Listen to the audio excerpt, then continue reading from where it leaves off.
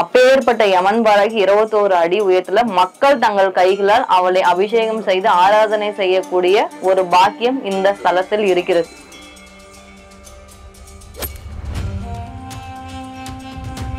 அம்மா உத்தரவு கொடுத்தனா கருவறையில இருந்து அம்மா பேசுவாங்க. அந்த காதல் மூலியமா தான் வாய் வழியா வெளியே வருது. அப்ப அவ பேசி அந்த வார்த்தைன்றது எப்படி பொய் ஆகும்?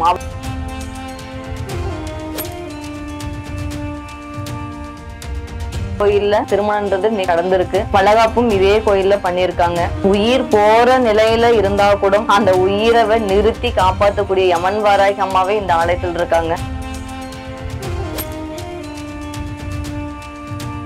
அது மட்டும் இல்லாம சொத்து பிரச்சனைகள் பல பிரச்சனைகள் இருக்கா, சொத்து பிரச்சனை முடியாம இருக்கா, இந்த ஆலயத்துக்கு முடிச்சு கொடுத்ததுனால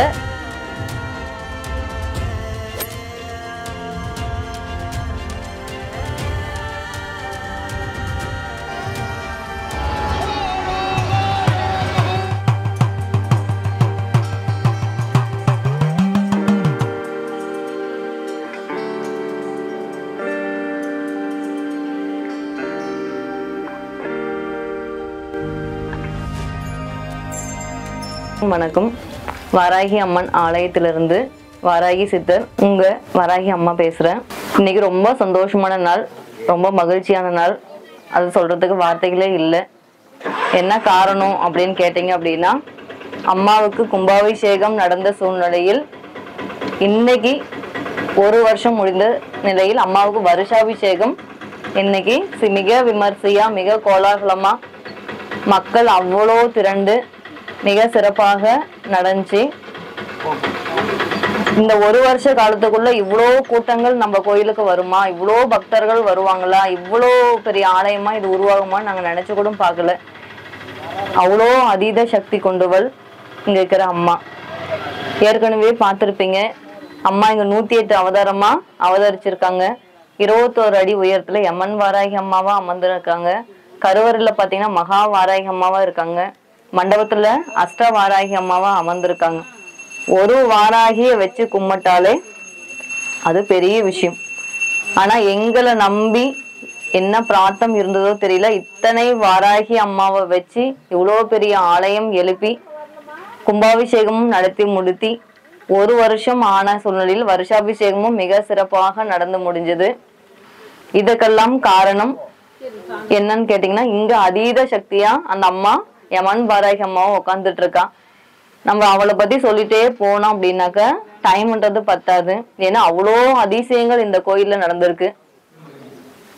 வருவாங்க, அம்மா இது மாதிரி குழந்தை பாக்கியம் இல்லைங்கம்மா, இது மாதிரி கேள்விப்பட்டேன் அப்படின்வாங்க. இங்க இருந்து எலுமிச்சு போல அம்மா உத்தரவு கொடுத்தாங்க அப்படின்னா 3 மாசம் ஜாஸ்தி. அது எத்தனை வருஷம் ஆகட்டும் குழந்தை இல்லாம, ஆனா குழந்தை வரன்றது அந்த அம்மா நிச்சயமா கொடுப்பா. கல்யாணம் ஆகாதவங்களுக்கு எத்தனையோ பேருக்கு எத்தனையோ தோஷங்கள் நிவர்த்தி செய்து இந்த கோயில்ல திருமணம்ன்றது நடந்திருக்கு. வளகாப்பும் இதே கோயில்ல பண்ணியிருக்காங்க. உயிர் போற நிலையில இருந்தா கூட அந்த உயிரை நிறுத்தி காப்பாற்றக்கூடிய யமன் வாராகி அம்மாவே இந்த ஆலயத்தில் இருக்காங்க. சரிம்மா, யமன் வாராகி அம்மா இருக்காங்க, நீங்க அடிக்கடி சொல்றீங்க இப்ப உயிரை நிறுத்தி கொடுக்குறாங்க பண்றாங்க செய்யறாங்கட்டு ஏதாவது நடந்திருக்கான்னா கண்டிப்பா நிச்சயமா பல நிகழ்ச்சிகள் இந்த கோயில்ல அது மாதிரி அதிசயங்கள் நடந்திருக்கு. அதுல ஒரு சில இப்ப நடந்தது, ஏன்னா ஞாபகங்கள்ல இப்போ 1 வாரத்துக்கு முன்னாடி நடந்தது நான் சொல்றேன். பாத்தீங்க அப்படின்னா, ஒரு அம்மா இந்த கோயிலுக்கு வந்தாங்க. இல்ல ஃபோன் மூலியமா எங்களுக்கு ஃபோன் பண்ணி, யாருன்னா நம்ம ஐயாவோட நம்ம எங்க குருஜியோட அவங்க டீச்சர் ஃபோன் பண்ணி என்ன சொன்னாங்க அப்படின்னா, அவங்க அக்கான்ற அவங்களோட சகோதரி ரொம்ப சீரியஸான கண்டிஷன்ல ஹாஸ்பிட்டல்ல அட்மிட் பண்ணியிருக்காங்க. அந்த அம்மாவுக்கு என்ன பண்றதுன்னு தெரியல. ஆனா கோயிலுக்கு 2-3 டைம் வந்திருக்காங்க. அவங்க எனக்கு ஃபோன் பண்ணி, அம்மா இது மாதிரி என்னோட அக்கா உயிர் போகும் தருவாயில் படுத்திருக்காங்க, எனக்கு என்ன பண்றதுன்னு தெரியல, கோயிலுக்கு வரலான்னாக்கா எனக்கு அதுக்குரிய நேரங்கள் கிடைக்கலம்மா, நான் ஹாஸ்பிட்டல் விட்டு வெளியே வர முடியாது, அவங்களுக்கு என்ன நடந்திருக்கு, என்னம்மா எப்படி சரியாகுவாங்களா அப்படின்லாம் கேட்டாங்க.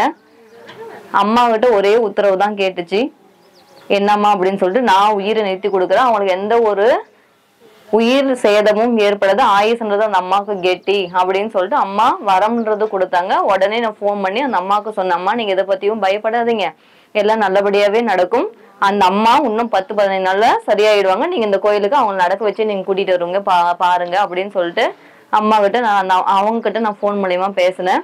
ஆனா அவங்க சொன்ன வார்த்தை, அம்மா அவங்க அன்கான்சியஸா இருக்காங்க, அவங்க சுயநலமே இல்லாம இருக்காங்க, அவங்க கண்ணெல்லாம் மேல போயிடுச்சு, எனக்கு என்ன பண்றதுனே தெரியல, இது சாத்தியமா அப்படின்னாங்க. நீ எதுக்குமே பயப்படாதம்மா, அம்மா ஒரு வார்த்தை சொல்லிட்டாங்க அப்படின்னா நிச்சயமா கண்டிப்பா நடக்கும்னு சொல்லிட்டு நாங்க போன் வச்சுட்டோம். அடுத்த நாள் பாத்தீங்க அப்படின்னா ஒரு நைட் ஒரு 10 மணிக்கு போன்ன்றது வருது. குருஜிக்கு போன் பண்றாங்க, இது மாரி அக்கா இறந்துட்டாங்க அப்படின்னு சொல்லிட்டு. இப்போ மனிதன் ஒரு வரத்தை ஒரு வருஷமா சாதாரணமா பேசுறான் அப்படின்னா அது நடக்காம போகலாம், அருள் வாக்கு சொல்றாங்க, பண்றாங்க, செய்யறாங்கன்னு. ஆனா அம்மா உத்தரவு கொடுத்தனா கருவறையில இருந்து அம்மா பேசுவாங்க, இந்த காதல் மூலியமா தான் வாய் வழியா வெளியே வருது. அப்ப அவ பேசி அந்த வார்த்தைன்றது எப்படி பொய் ஆகும் அப்படின்னு சொல்லிட்டு எங்களுக்குள்ள என்னது பல கேள்விகள், எங்களுக்குள்ள பல குழப்பங்கள். அம்மா வரம் கொடுத்தனா அது நிச்சயமா கண்டிப்பா நடக்கும், நடக்காதெல்லாம் போகிறதுக்கு சாத்தியமே கிடையாது அப்படின்னு சொல்லிட்டு அந்த நைட் ஃபுல்லா எங்களுக்கு தூக்கம் வரல. அதுக்கப்புறம் காலையில ஒரு 8 மணி இருக்கும். அப்ப நான் ஐயாட்ட சொன்னேன், ஐயா நீ அந்த அம்மாவுக்கு போன் பண்ணுங்க, நம்ம பேசலாம் அப்படின்னு சொல்லிட்டு. உடனே குருஜி என்ன பண்ணாரு அப்படின்னாக்கா அவங்களுக்கு போன் பண்ணாங்க.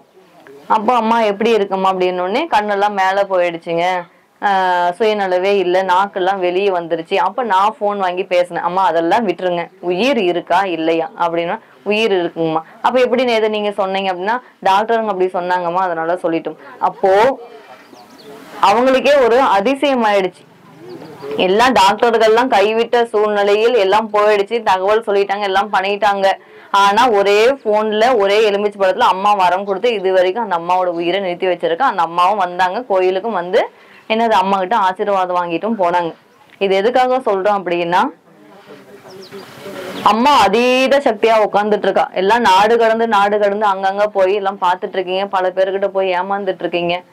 இந்த கோயில்ல இந்த ஒரு கிராமத்தில் 108 வாராகியா, அஷ்ட வாராகியா, மகா வாராகியா, யமன் வாராகியா இந்த கோயில்ல அமர்ந்திருக்கா.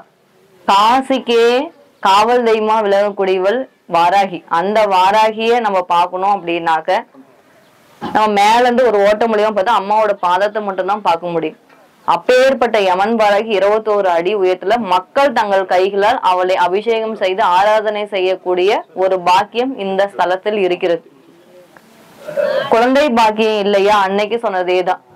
குழந்தை பாக்கியம் இல்லைன்னா குழந்தை வாராகி இருக்காங்க, செவ்வாய் தோஷம் இருக்குன்னா செவ்வாய் வாராகி இருக்காங்க, நாக தோஷம்னா நாக வாராகி இருக்காங்க. உனக்கு இந்த பிரச்சனை இதை தீரணும், இவ்வளவு நாள்னா அவ்வளவு நாளுக்குள்ள நம்ம வரம் கொடுத்துடுவாங்க, அது நிச்சயமா கண்டிப்பா நடக்கும். இதுதான் இந்த கோயிலோட மகிமை. பார்த்துட்டு இருக்க பக்தர்கள் அத்தனை பேருமே அம்மாவை மனசார, அம்மா நான் நாடு கடந்து இருக்கேன், நான் நிறைய தூரத்துல இருக்கேன், என்னால வர முடியாதுங்கம்மா, நான் எப்படிம்மா நான் இங்க வர்றது அப்படின்னா அவளை நினைச்சு வீட்டுல ஒரே ஒரு விளக்கு போடுங்க.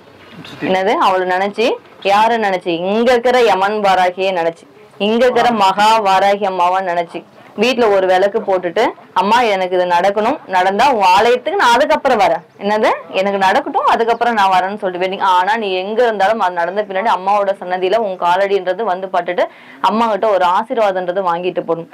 இதுதான் வாராகி அம்மன், வரம் கொடுக்கும் வாராகியா அவ்வளோ அம்சமா உட்காந்துட்டு இருக்கா. இங்க பாத்தீங்க அப்படின்னா அம்மா கிட்ட வளர்ப்பிறை பஞ்சமி தேய்பிறை பஞ்சமி 2 நாட்களிலும் யாகங்கள் மிக விமர்சையா நடக்கும். சாயந்தரம் 6 மணிலிருந்து நைட் 10 மணி வரைக்கும். அந்த யாகத்துல கலந்துக்கிற அத்தனை பேருமே சொல்ற ஒரு வார்த்தை என்னது அப்படின்னா, அம்மா நான் வீட்டுக்கு போனா அம்மா தத்ரூபமா நின்றாங்க, அம்மா நான் வீட்டுல போய் படுத்த அம்மா எழுப்புனாங்க, அம்மா இந்த பிரச்சனைக்காக நான் இந்த யாகத்துல மஞ்சள் போட்டேன், எனக்கு அது நடந்துருச்சு. எத்தனையோ பேர் அவங்க யாருன்னு எங்களுக்கு தெரியாது, ஆனா என்ன பண்றாங்க எல்லாத்தையும் அதிசயமா சொல்லிட்டு இருக்காங்க. இப்படிதான் ஒருத்தர் வந்தாரு கோயம்புத்தூர்ல இருந்து, அம்மா எனக்கு வாராகி அம்மானா ரொம்ப பிடிக்கும், எனக்கு சாமின்றது அந்த அம்மா எனக்கு மேல வரணும், என்கிட்ட நல்லபடியா பேசணும் அப்படின்னு. அம்மா யாரு, நம்ம என்ன அம்மா நீ போய் பேசிட்டு வானா, போய் பேசிட்டு வர்றதுக்கு அவங்க என்ன நம்ம சொல்ற மாரிலாம் இது அவங்களுக்கு அந்த அனுகிரகம்ன்றது அந்த அம்மா கொடுக்கணும். ஆனா அவர் இங்க நம்பிக்கையா வந்தாரு, அவர்கிட்ட உண்மை இருந்துச்சு, நீதி இருந்துச்சு, நியாயமா நடந்துகிட்டாரு. அப்படியாப்பா சரி இந்த எலுமிச்சை பழம் எடுத்துட்டு போய் வச்சுட்டு இதை மாதிரி பண்ண அம்மா அவங்களுக்கு காய்ச்சி கொடுத்து நிதர்சனமா பேசியிருக்கா. அவர் ஒரு பூஜை பஞ்சமி பூஜை எடுத்து நிதர்சனமா செஞ்சாரு. அது மட்டும் இல்லாம சொத்து பிரச்சனைகள் பல பிரச்சனைகள் இருக்கா, சொத்து பிரச்சனை முடியாம இருக்கா, இந்த ஆலயத்துக்கு முடிச்சு கொடுத்ததுனால பாருங்க எல்லாம் காரம் நீங்க பாப்பீங்க டைல்ஸ் போட்டு கொடுக்குறேன்னு சொல்லியிருக்காங்க. கல்யாணம் முடிஞ்சுன்னா தாலி ஏற்று வச்சு காணிக்கையா செலுத்திட்டு போறாங்க. இப்படி எவ்வளவோ அதிசயங்கள் நம்ம சொல்லிட்டே போறோம். எண்ணில் அடங்காத அதிசயங்கள் நிறைந்த ஒரு கோயில்னா அது நம்ம யமன் வாராகி அம்மன் 108 வாராகி அம்மன் மகா வாராகி அம்மன் பீடம் மட்டுமே. நமது ஆலயம் பார்த்தீங்கன்னா 10/7/2024 அன்று முதல் வருட கும்பாபிஷேகம் நடைபெற்றது. இன்று 10/7/2025 அன்று முதலாம் ஆண்டு நிறைவு விழா பூஜை, வருஷாபிஷேக பூஜை மிகவும் சிறப்பாகவும் விமர்சையாகவும் நடைபெற்றது. இந்த ஒரு வருட காலத்தில் பக்தர்களுக்கு பார்த்தீங்கன்னாக்கில் நமது ஆலயத்தில் இது வரைக்கும் 18 பேருக்கு வந்து குழந்தை பாக்கியம் கொடுத்துருக்காங்க. அதில் முதல் குழந்தை பாக்கியம் பார்த்தீங்கன்னாக்கில் இரட்டை குழந்தை. அவங்களுக்கு வந்து பொண்ணு ஒன்று பையன் ஒன்று பிறந்திருக்கு. அது மட்டும் இல்லாமல் இந்த ஆலயத்தில் வந்து பரிகாரம் பண்ணது மூலிமா 14 பேருக்கு வந்து திருமண பாக்கியம் வந்து கிடைச்சிருக்கு. திருமணம் முடிஞ்சிருக்கு 14 பேருக்கு. அது மட்டும் இல்லாமல் இங்கே வந்து மாதத்துக்கு தேய்பிற பஞ்சமி, வளர்பிற பஞ்சமி என்று சொல்லக்கூடிய 2 பஞ்சமிக்கும் வாராகி அம்மாவுக்கு யாக பூஜை நடைபெறுகிறது. யாக பூஜை வந்து நடைபெறும் நேரம் வந்து பார்த்திங்கன்னா மாலை 6 மணி முதல் இரவு வந்து 11 மணி வரை நடைபெறுகிறது. அது பார்த்திங்கன்னா மங்கள இசை, தேவர இசை, பம்பை மேளதளத்துடன் கூடிய மிக சிறப்பாக பூஜை விமர்சையாகவும் நடைபெறுகிறது. அது மட்டும் இல்லாமல் மாதந்தோறும் வரக்கூடிய அமாவாசை அன்று நடுநிசி யாக பூஜை இரவு 11 மணி முதல் அதிகாலை 5 மணி வரை மிகவும் விமர்சையாகவும் சிறப்பாகவும் நடைபெறுகிறது. அந்த யாகம் மிளகாய் யாகமாக நடைபெறுகிறது. பக்தர்களுக்கு இருக்கக்கூடிய பிரச்சனைகள் அனைத்தையும் நிவர்த்தி செய்யக்கூடிய பூஜையாக மிளகாய் யாக பூஜை நடைபெறுகிறது. அது மட்டும் இல்லாமல் நமது ஆலயத்தில் பார்த்தீங்கன்னாக்கில் இங்கே வந்து வரம் கொடுக்கக்கூடிய ஒரு ஆலயமாக திகழ்கிறது. மிக அதிரீதியான அதிசக்தி வாய்ந்த நமது வாராகி அம்மன் வரக்கூடிய பக்தர்களுக்கு அனைவருக்குமே நல்லாசி கொடுத்து கேட்கக்கூடிய வரத்தை வந்து உடனடியாக கொடுக்கப்படுகிறது அம்மா. அது மட்டும் இல்லாமல் வர பஞ்சமி அன்று வேண்டுதல் வைத்து அடுத்த பஞ்சமி முடிவதற்குள் அந்த வேண்டுதல் நிறைவு பெறுகிறது பக்தர்களுக்கு. இதே போன்று நிறைய பக்தர்களுக்கு நிறைய விஷயம், நிறைய தொழில் ரீதியாக, உடல் ரீதியாக, மன ரீதியாக, வியாபார ரீதியாக, கோர்ட்டு, இந்த மாதிரி டைவர்ஸ் கேஸு, கணவன் மனைவி பிரச்சனை, இந்த மாதிரி பிரச்சனைகள் நிறைய பேருக்கு வந்து நிறைய விஷயங்கள் நடந்திருக்கு. நமது ஆலயம் பார்த்தீங்கன்னாக்கில் என்ன வரம் வேணுமோ அதை வந்து கேட்டு வாங்கிட்டு போகலாம்.